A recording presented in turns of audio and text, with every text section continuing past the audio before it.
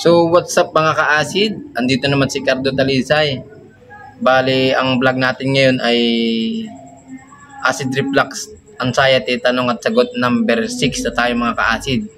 Bali, lahat ng mga katanungan nyo sasagutin natin mga ka-acid. So dito na tayo kay ka-acid natin na si Chuchunes. Idol, naranasan mo ba na masakit o nangangalay ang likod ng ulo mo? Tama naman po ang BP mo. Naranasan ko po yan, ma'am. Dinanas ko po lahat yung mga sakit ng ulo sa likod. Dinanas ko po, pero ang pinaka tumagal sa akin yung sa sakit ng ulo. Yung sa sakit ng likod medyo hindi ganun tumagal sa akin yan. Dito naman tayo kay Dodong Yamaro. Kuya, sana masagot mo. Pareho lang tayo ng sintomas. Masama ba yung parang bloated ang tiyan at sinisikmura? Ito lang po ang pinoproblema ko Tagabal sa paghinga, pag nagbo-bloated sa sikmura ko sana masagot mo. Yun ka-acid Dodong Yamaro. Talagang dinanas ko rin yan yung bloated. Mahirap talaga yung bloated na yan kasi yun nga, hindi ka na makakain.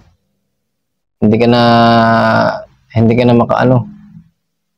Kasi para ang busog ka niyan, busog ka sa hangin yan Tapos hindi ka na kumakain, ayaw mo na kumain kasi busog ka. Dinanas ko yan, napakahirap niyan. Pero ang gawin mo dyan, pilitin mo pa rin na kumain kasi kailangan talaga natin kumain para may lakas tayo. Pinipilit ko yan mga ka-acid. Dito naman tayo kay Jason Daddy. Posible kaya na sintomas din ng anxiety yung ihi ng ihi. Yung ka-acid, talagang sintomas talaga yun ng anxiety yung ihi ka ng ihi kasi sa nervyos yan Pag pansinin mo pagka ninervyos ka, ihi ka rin ng ihi. May kagalit ka, parang ganyan.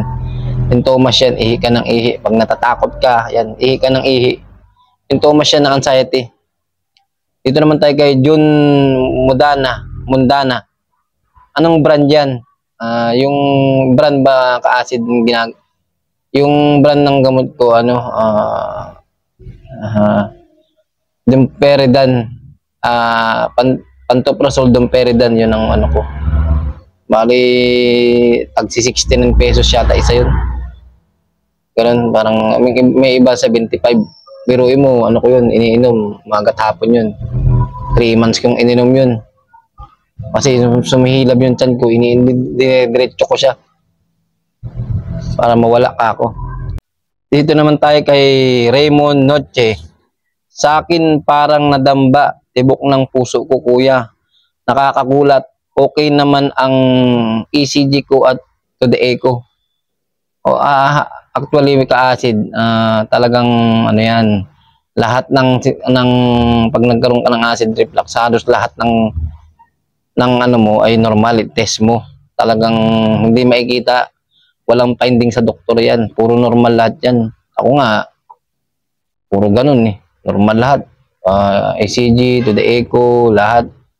Ultrasound, X-ray, lahat normal. Talagang ang dyan, talagang huwag ka lang matakot para hindi ka ganong nervyusin. Kasi mo lang yung takot dyan, ka-acid. Tapos dito naman tayo kay ka-acid natin na si John Lemuel Dienla.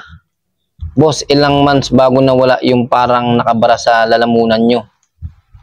Sa akin, mga 6 months yata din yun. O parang ganun Hindi ko na rin maano, pero parang ganun. Pero unti-unti yun na nawawala. Hindi yun lagi naman na may nakabara. Mga 6 months din siya. Nakakatakot din kasi talaga dahil minsan hanggang dito nga. Parang hindi ka na makahinga dun. Talagang ganun. Pero pag nalagpasan mo yan, ka-acid, mawawala na rin yung takot mo. Dito tayo kay Amelita. Ganyan po naramdaman ko Sir, 1 year na po palaging hilo, na minsan kusang gumagalaw yung ulo ko. Yung tenga ko din po laging may pressure, takot na din po akong lumabas kasi para ako matutumba sa hilo. Ayun po, Amelita. Yan, talagang kasama po talaga yung hilo, tsaka yun nga, para ka matutumba, doon ka matatakot eh. Iwasan nyo pong wag matakot para matuloy-tuloy nyo rin po yung ginagawa nyo sa araw-araw na gawain natin. Iwasan nyo lang po matakot. Hindi po ako talaga kayo matutumba niyan kasi danas ko po lahat yan. Akala ko talagang matutumba na ako. Nawawalan na ako ng nawawalan ka na ng balance eh. Ang gumanong-ganon pa nga yung ulo ko kasi yung hangin nga yan na lumalabas sa natin, umakyat sa ulo yan. Kaya minsan yung tenga natin, maganon yan, umiingay. Ito naman tayo kay Chef Locus. Matagal po bagamutan ng acid reflux, sir? Matagal po. Kasi may iba, matagal po, pero ako 1 year mahigit lang ako naggamot. Bale, nagka-acid reflux 1 year mahigit. Gumaling naman na ako. Pero matagal talaga. Huwag ka lang pong mainip.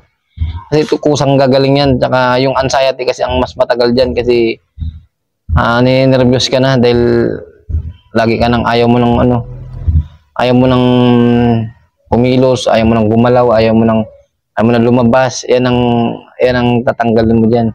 Kung sa acid reflux, gagaling talaga yan. Gagaling talaga ang acid reflux. Hindi po yan, permanente.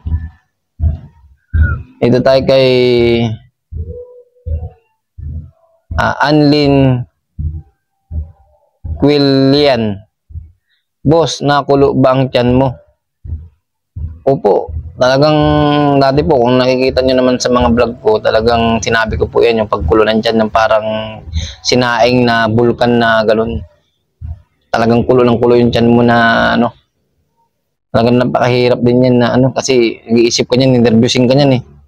Kumukulo yung tiyan mo, tapos mag-iisip ka na kahit sabihin mo yan sa mga kasama mo sa bahay, hindi nila maintindihan yan kasi sabihin, lang yan, wala, parang gunig-gunig, parang ganun.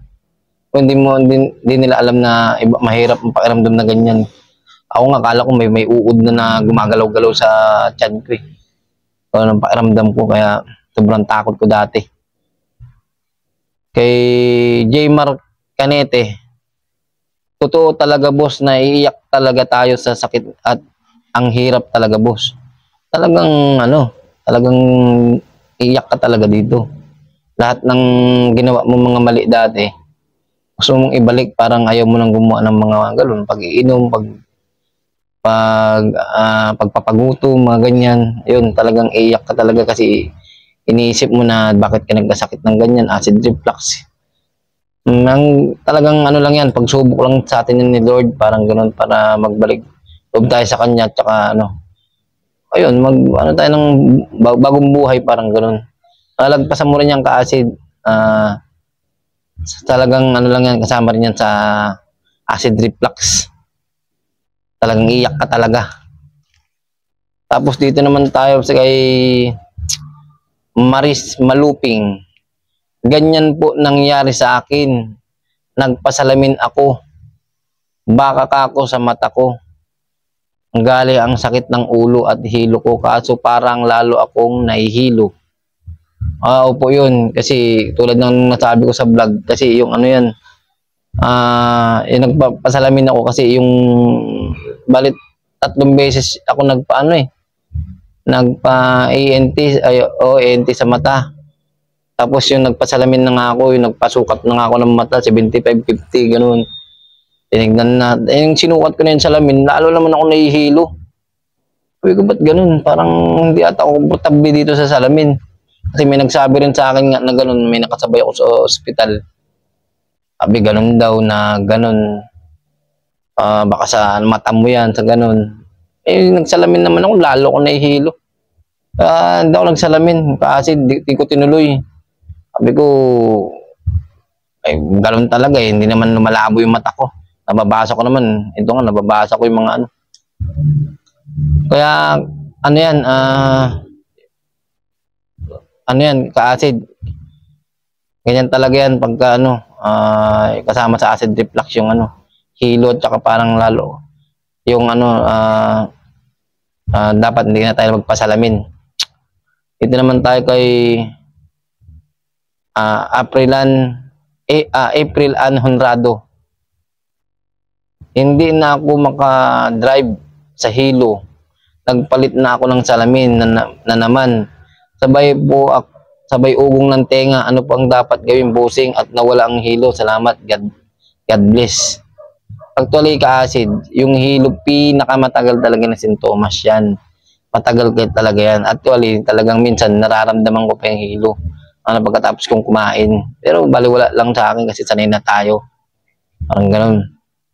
Kasi sanayan lang talaga yan. Hindi mo pwedeng matakot-takot ka dyan. Tatakutin ka talaga. Hindi ka nalalabas. Hindi mo na magawa yung mga gusto mong gawin. Kasi, yun nga, hindi ka na tapos doon ka na magda-diet, doon ka na mag-ano ng pagkain. Dapat gawin dito kasi alisin mo lang yung takot din, tsaka huwag kang nervyusin kasi lalo kang drive ka lang, relax lang, drive ka pa rin. Talagang ganun ako, nagda-drive ako ng motor. Okay naman, pag baliwalay mo parang wala lang, normal lang. Kasi pag iniisip mo talagang negative dyan, talagang mahirap. Alfred Monte. Gandang gabi, Cardo Talisay. Ako'y gumaling na din. Panuorin mo na lang. Salamat sa nasa playlist ko. Gandang gabi din sa'yo, boss. Sige. Medyo napanood ko nga yung yung vlog mo. Sana God bless din sa'yo at gumaling ka na rin sa acid reflux. Napakahirap din yan at gumaling ka na rin ka-acid. God bless din sa'yo. Dito tayo kay John Mark Kalma. Tama po kuya, boss. Laban lang tayo, mag 1 year na po yung sa akin. Ganun talaga. 1 year. 1 year, yung iba nga 7 years. Hindi pa nila nakukontrol. Pero siyempre, kailangan talaga kontrolin lang natin yung takot natin dyan. Lahat, kahit na may nararamdaman ka dyan na mga kung ano-ano, halimbawa, talagang kasi matagal dyan yung hilo eh. Dapat may hilo ka, natutumba ka. Huwag kayong masyadong kabahan dyan. Talagang, doon na yan eh. Parang kasama na sa buhay yan, parang ganun. Isipin nyo ganun. Para hindi kayo matakot. Ganun yun, John Mark Kalma. Dito tayo kay Micaela Herbais. Grabe talaga yan. Parang sa sakit kung saan-saan masakit sa katawan. Ganun po talaga yan. Kahit saan masakit. Ang acid reflux talagang kaala nila. Ganun-ganun lang. Talagang ako nga, sobrang sakit nandito ko. Sa tiyan ko, dito sa dibdib, sa liig, sa ulo, sa mata. Naku po, talagang sa likod. Grabe. Grabe, dinanas natin dyan ka-acid. Kaya, tingpon na rin tayo, gumaling tayo dyan. Pero malalagpasan mo rin yan. Wala naman binigay sa atin si Lord na hindi natin lalagpasan. Ka-acid lang na pagpatuloy nananampala tayo sa Kanya. Dito naman tayo kay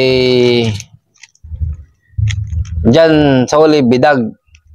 Idol, makulit din ba ang tiyan mo? Tapos basa ang tae, lagi oily.